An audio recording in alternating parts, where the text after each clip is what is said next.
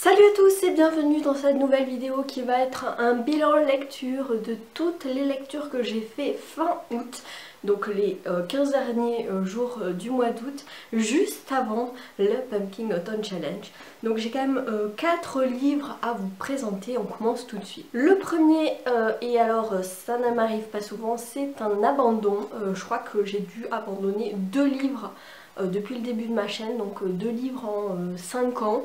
Donc vous voyez comment ça ne m'arrive quasiment jamais, mais là c'était pas possible. Donc il s'agit de Signes suspects de Patricia Cornwell aux éditions Le Livre de Poche, donc une enquête de Kescarpetta.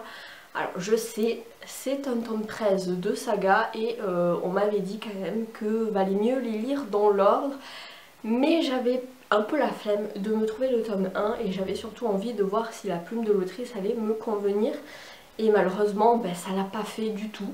Du tout. J'ai quand même poussé jusqu'à lire 12 chapitres. Je suis à la page 142. Donc Livre Addict m'a dit que j'avais lu à peu près 26%. Donc un peu plus de un quart du roman. Donc on va suivre Kescarpetta qui est médecin légiste.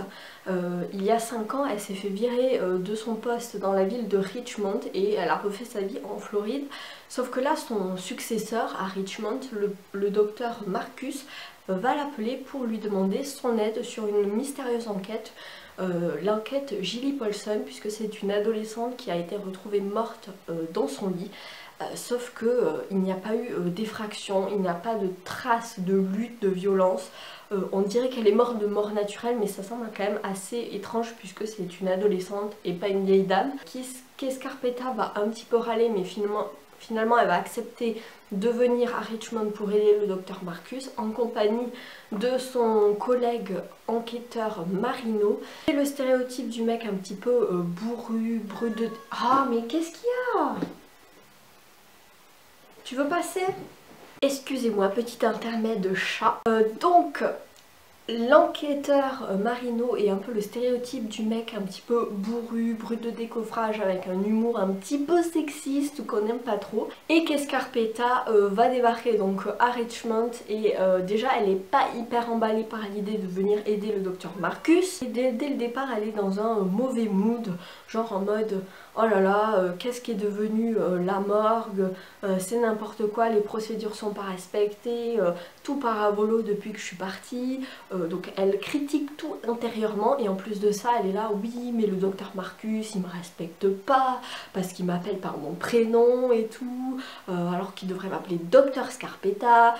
Donc franchement elle est dans un mauvais mood, mais hyper mauvaise dès le départ. Moi j'ai pas compris, après j'ai pas le background par rapport au fait qu'elle s'est faite virer il y a 5 ans, probablement à cause d'enjeux politiques ou un truc comme ça. J'ai pas du tout aimé son côté un petit peu revancharde. Je me disais il y a quand même 5 ans qui se sont écoulés, donc passe l'éponge et puis surtout c'est toi qui a accepté de venir. Donc mets-y un peu du tien quoi, sois un peu adulte, prends du recul et voilà. Et non franchement elle était vraiment mauvaise. Et en parallèle de ça on va suivre sa nièce Lucie qui est pétée de thunes et qui a monté sa propre agence de détective privé je crois, et apparemment une de ses employées qui était ancienne comédienne, voilà, se serait fait agresser dans l'une de ces grandes villas et on ne sait pas si justement Henrietta, cette employée, n'est pas un peu en train d'inventer, voilà, c'est un petit peu bizarre. Moi j'ai pas tout très bien compris, c'est sûr que je pense que vraiment cette saga il faut vraiment la lire dans l'ordre parce que sinon vous allez être paumé comme moi. J'ai pas du tout non plus aimé la plume de l'autrice qui est très voilà, très pompeuse, avec ouais, du vocabulaire, des longues phrases comme ça. Alors moi j'ai rien contre le style un petit peu pompeux, des longues phrases et tout, je lis Zola, je lis Proust, c'est pas un souci. Mais je trouvais que ça se prêtait pas du tout à l'intrigue et que c'était un peu pour faire du style, vous voyez. Je sais pas si ça vient de la traduction, mais je pense quand même que les traducteurs essayent un minimum de coller au plus près au style de l'auteur. Et du coup, je trouvais ça un peu superficiel, un petit peu, ouais, pour faire du style, et ça, j'ai pas du tout apprécié. Donc je pense que Patricia Cornwell, c'est pas pour moi. Au moins, j'aurais essayé, parce que c'est quand même une autrice réputée dans le thriller. Mais voilà, avec moi ça le fait pas, c'est pas grave. J'ai ensuite terminé une trilogie que j'avais commencé il y a au moins, je sais pas, 9 ou 10 mois, mais que je picorais petit à petit, et c'est quand même un gros bébé de 1390 pages. Il s'agit de la trilogie des fourmis de Bernard Werber, ici aux éditions Le Livre de Poche, et c'est vraiment du papier à cigarette, quoi. Donc, dans la trilogie des fourmis, donc on est sur du Bernard Werber, c'est très scientifique, c'est pas du tout de l'horreur, c'est pas Stephen King qui a écrit les fourmis, hein, c'est Bernard Werber. Donc, je vais juste vous parler du premier tome pour pas vous spoiler. Jonathan Wells, qui est un père de famille fraîchement licencié, va hériter de son oncle, le professeur Edmund Wells, qui est un peu un savant fou, entomologiste, donc spécialisé dans les fourmis. Il va décéder, il va léguer à son neveu, donc Jonathan, un appartement à Fontainebleau, et donc toute la petite famille va décider d'aménager dans cet appartement qui contient une mystérieuse cave qui semble ne pas avoir de fond. Donc Jonathan va commencer à descendre dans cette cave et il va y rester de plus en plus longtemps et descendre de plus en plus souvent. Sa famille ne comprend pas, mais jusqu'au jour où en fait il va plus jamais remonter à la surface. Et sa femme va être très inquiète et va décider elle aussi d'aller chercher son mari dans la cave, sauf que elle va pas remonter non plus. Idem pour le fiston, pareil pour les policiers, les pompiers, etc. Donc tout ça est très mystérieux.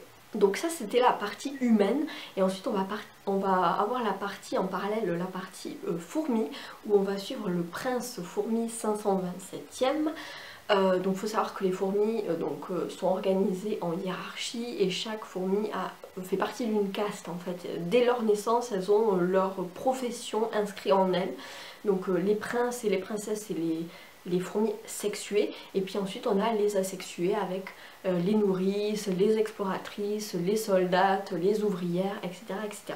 Prince 527e, qui est donc un sexué, va partir un jour en exploration, et sauf qu'il va rentrer le seul survivant de cette troupe d'explorateurs. Il a découvert quelque chose dont il a envie de parler à tout le monde, en fait à ses congénères de la cité myrmécéenne de Bel-Hokan. Sauf que personne ne va l'écouter en fait, personne ne va prêter attention à ce qu'il va raconter, et très vite, alors qu'il se promène dans les couloirs de la cité, il va se rendre compte qu'on le suit et que ce sont des mercenaires fourmis qui ont une odeur caractéristique, une odeur de roche, qui cherchent à l'éliminer pour ne pas qu'il parle. Il va essayer de trouver des alliés en la personne de Princesse 54e et de la soldate 103e 600... comment elle s'appelle ? 103e 683, bon moi je l'appelais 103e parce qu'après c'était beaucoup trop long. Et voilà, parce qu'elles ont des numéros de ponte en fait.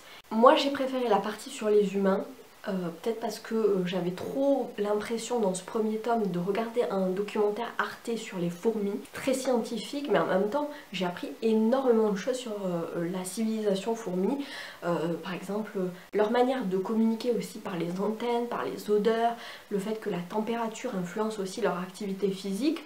Donc j'ai appris énormément de choses sur les fourmis, donc ça c'était plutôt intéressant, mais c'est vrai que je trouvais ça un peu trop froid, un peu trop scientifique dans le premier tome, mais heureusement Bernard Werber a humanisé quelque part un peu tout ça dans le tome 2 et dans le tome 3. Donc le premier tome c'est les fourmis, le deuxième tome c'est le jour des fourmis, et le troisième tome la révolution des fourmis. Oui, il y a un peu plus d'anthropomorphisme dans le tome 2 et dans le tome 3, et c'est peut-être pour ça que j'ai un peu plus apprécié l'intrigue, parce que vraiment le côté trop fourmi, trop scientifique, trop animalier, voilà, j'avais vraiment l'impression de regarder un documentaire. Mais heureusement ça s'est un petit peu humanisé dans la suite. Donc voilà, j'ai passé une plutôt bonne lecture. Après c'est pas un coup de cœur, ça reste du Bernard Werber, voilà, c'est une écriture assez particulière, c'est de la science-fiction qui n'est pas mon genre de prédilection, mais je suis quand même contente de l'avoir lu.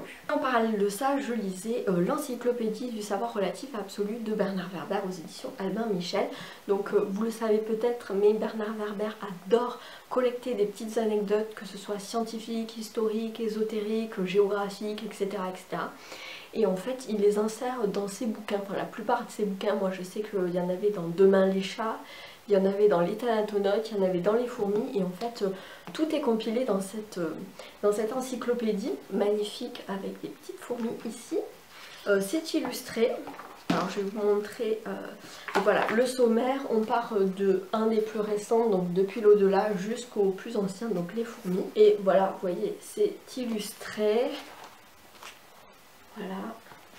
Donc ça se lit pas d'une traite, hein, ça se picore petit à petit, voilà, c'est parfait pour un livre de chevet.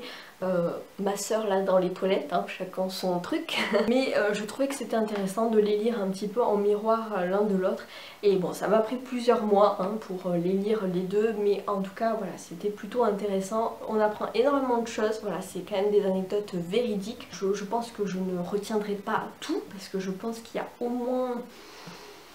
je sais pas, entre 500 et 600 anecdotes hein, quand même, donc je pense pas retenir tout, mais en tout cas, voilà, j'ai appris quand même pas mal de choses avec ces deux livres, donc je suis plutôt contente. Et pour finir ce bilan lecture, j'ai lu La Sirène de Camille Lackberg aux éditions Babel Noir, donc là c'est le 6e tome de la saga Erika Falk et Patrik Ekström, une saga suédoise que j'adore, vous le savez maintenant si vous me suivez depuis un moment.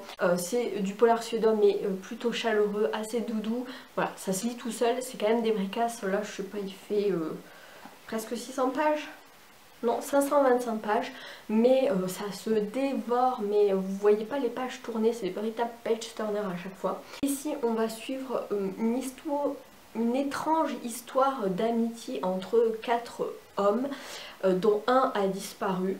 Il a disparu depuis plusieurs semaines, c'est un père de famille et sa femme va voir Patrick et le commissariat assez régulièrement, genre toutes les semaines elle va au commissariat pour savoir si l'enquête a avancé, et à chaque fois Patrick est désolé de lui dire qu'ils n'ont toujours pas avancé. Et puis en parallèle de ça, on a Christian Teidel qui est l'ami bibliothécaire d'Erika, qui elle-même est romancière, qui l'a beaucoup aidée sur des précédentes enquêtes, lorsqu'elle cherchait dans les archives de la ville par exemple. Et Christian a décidé d'écrire son propre livre qui s'appelle La Sirène et qui a une partie un petit peu autobiographique, mais ça personne ne semble l'avoir vu. Christian a été très encouragé par Erika pour écrire ce livre, qui l'a d'ailleurs présenté à son éditrice. Et là on en est au moment de la sortie de ce fameux livre La Sirène qui est encensé par la critique.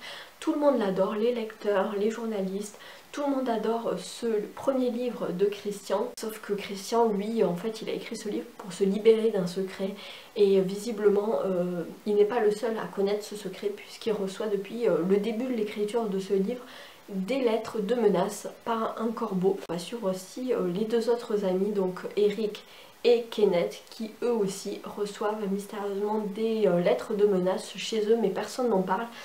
Et Erika un jour va mettre la main sur ces lettres et elle va en parler à Patrick évidemment pour qu'il enquête là-dessus, même si Christian n'a pas envie d'en parler à la police. Voilà, donc on va être sur une étrange histoire d'amitié, toujours en référence avec le passé, et un terrible secret, voilà, autour de ce fameux bouquin. J'ai beaucoup apprécié cette lecture.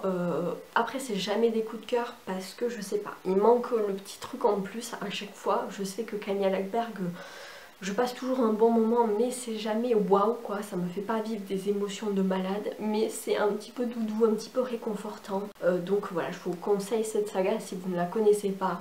Moi je lirai donc la suite avec grand plaisir. D'ailleurs j'ai le tome 7 qui m'attend pour le Pumpkin Autumn Challenge. Voilà, c'en est tout pour ce petit bilan lecture de fin août. J'espère qu'il vous aura plu. N'hésitez pas à me dire ce que vous en pensez en commentaire, si vous avez lu ces livres ou pas. Est-ce que vous aimez Patricia Cranwell par exemple? Est-ce que vous adhérez totalement à Kay Scarpetta ou pas du tout? Est-ce que vous aimez la saga de Camille Lackberg? Ou alors est-ce que vous avez lu la trilogie des fourmis, qui est quand même un classique de la science-fiction française? N'hésitez pas à me dire tout ça en commentaire, je serai ravie de vous le dire et d'échanger avec vous. En attendant la prochaine vidéo, je vous souhaite évidemment de très bonnes lectures et je vous dis à bientôt. Ciao!